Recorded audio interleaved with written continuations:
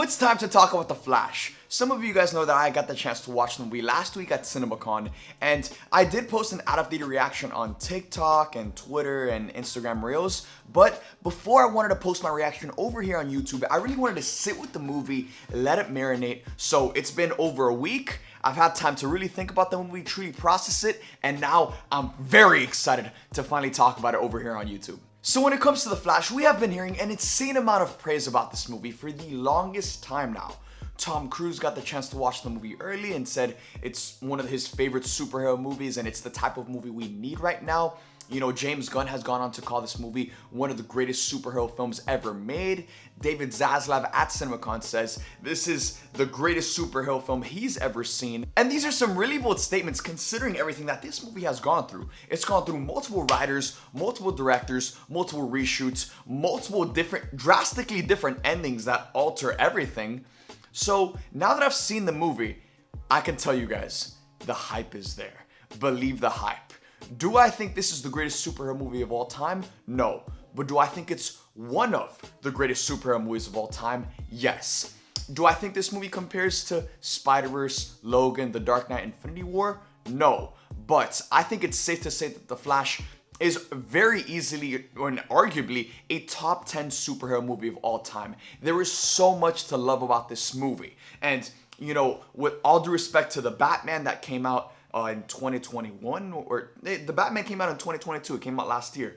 All due respect to the Batman, that was a fantastic DC movie, but The Flash, this movie brought to life the magic that comes with the DC universe. When a lot of us were growing up watching, you know, Saturday morning cartoons, growing up watching shows like Justice League Unlimited, a show like that carried the true magic that came with the DC universe, and I think this is the first time we're truly seeing that brought to life on the big screen in the live action setting. As much as I love Zack Snyder's Justice League, The Flash is a completely different tone that I can totally see James Gunn's DCU adopting. Not only is it lighthearted and really funny at times and just badass, but it also gets serious when it needs to be. And man, I'm gonna tell you guys right here, there are multiple times in this movie where I teared up.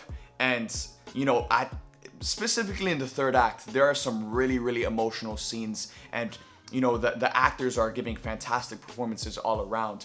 But overall, I loved this movie. There was so much to enjoy. Now, granted, the version of the film that I did see, guys, the CGI was a little bit unfinished, but they made it very clear that, you know, the CGI is unfinished. So I don't know what the CGI is going to look like in the final cut that we're all going to get to see when this movie comes out in June.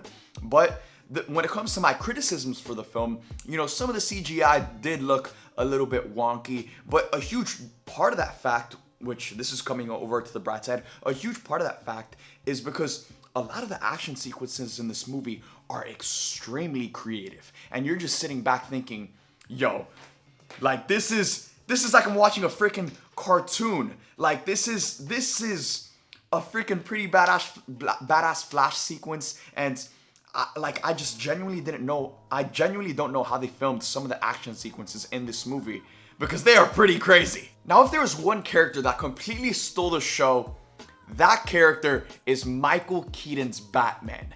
Guys, Michael Keaton's Batman is the Batman I grew up with. You know what I'm saying? As a baby, I was sitting there watching the OG Batman movie, Batman Returns, as well as growing up alongside loving Christopher Reeves. You guys know Christopher Reeves is Superman.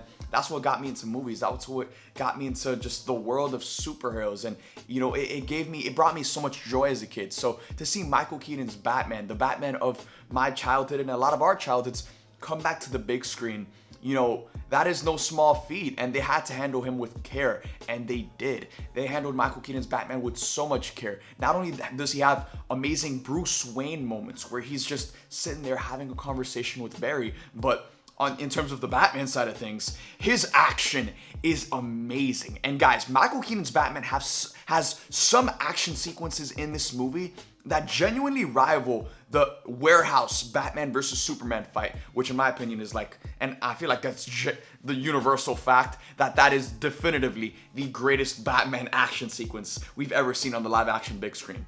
Michael Keaton's Batman in The Flash has some sequences that rival that. I wouldn't say they're necessarily better than that because, man, that is an all-time great superhero action sequences. But that, needless to say, Michael Keaton's Batman has some amazing action in this movie, and overall, he's the character that stole the show for me. The thing that I ultimately loved about this movie, and I think more superhero movies need to do this, is that this movie is so grand in its scale, right? Throughout all of the marketing campaigns, we see, you know, Flash next to Michael Keaton's Batman, next to Supergirl. General Zod is in there. We know that there's a ton of cameos in the movies. But ultimately, this movie is so big and grand in its scale, but at its core, it's just a story about a kid trying to save his mom, a kid overcoming the grief of losing his mom and his dad at a really young age. And like I said, like I mentioned earlier in this video, this movie, you know, it's badass, it's awesome, it's like super grand in its scale, but for me, like the scenes that really truly moved me were, you know, the emotional scenes, the scenes that really get down and serious. And man, like in the CinemaCon theater, there was not a dry eye in that theater during a specific scene that happens towards the end of the movie. But yeah, I also want to mention Ben Affleck's Batman because he's also in this movie as well, and he is fantastic in this film. It's awesome to see Ben Affleck's Batman in a more of a fantastical setting, because this movie, again, it brings to life the magic and the fantastical side of the DC universe. It truly feels like a freaking comic book movie. So it was super awesome to see Ben Affleck's Batman on more of the fantastical side of things compared to the grounded take which we've gotten time and time again with the character of Batman. This movie also features one of the greatest Ben Affleck Bruce Wayne scenes ever. You know, we've heard a couple of lines of the trailer, we've gotten it in a couple of pieces of the marketing of Bruce Wayne and Barry talking, and it's Ben Affleck's Bruce Wayne and he's talking to Barry. But when you guys watch this scene in the movie, this is truly one of the most accurate and one of the greatest depictions of Bruce Wayne we've ever gotten on the live action big screen. So not only do we see both Ben Affleck's Batman and Michael Keaton's Batman kicking ass and doing their thing, but we also get some great scenes with both of their Bruce Waynes. Not necessarily them talking to each other, but them giving Barry advice as Barry's, you know, navigating this journey that he's on throughout this movie. Overall, I love this movie and I cannot wait to see it again.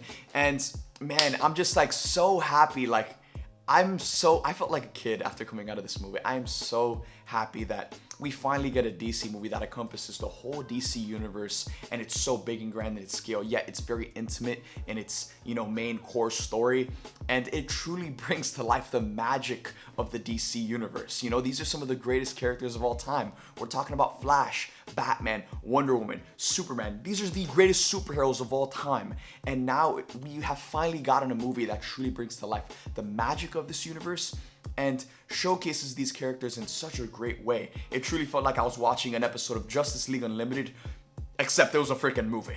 Now, would I compare this movie to a Spider-Verse, Logan, The Dark Knight, Infinity War? No. I think that's, you know, the Mount Rushmore of comic book movies, but I do think The Flash is in the conversation to be in the top 10 comic book movies of all time. And again, you know, I don't have my list in front of me because I have my picks, but The Flash is definitely in that conversation. It's definitely in consideration. With that being said, I am so excited for you guys to watch this movie because having seen this and then having seen Guardians of the Galaxy Volume 3, and then we still got Across the Spider-Verse a couple weeks away, we are truly in one of the greatest, like, couple month stretches we've ever experienced as superhero fans. And prepare to eat, my friends, because we are eating with Marvel, with DC, with, you know, Spider-Verse. What a time to be alive. Thank you guys for watching this video. I hope you guys enjoyed. Make sure to subscribe, hit that like button, and turn on that bell notification on my channel to get updated for future videos. With that being said, thank you guys for watching this video. I love you guys 3000, and I'll see you guys next time.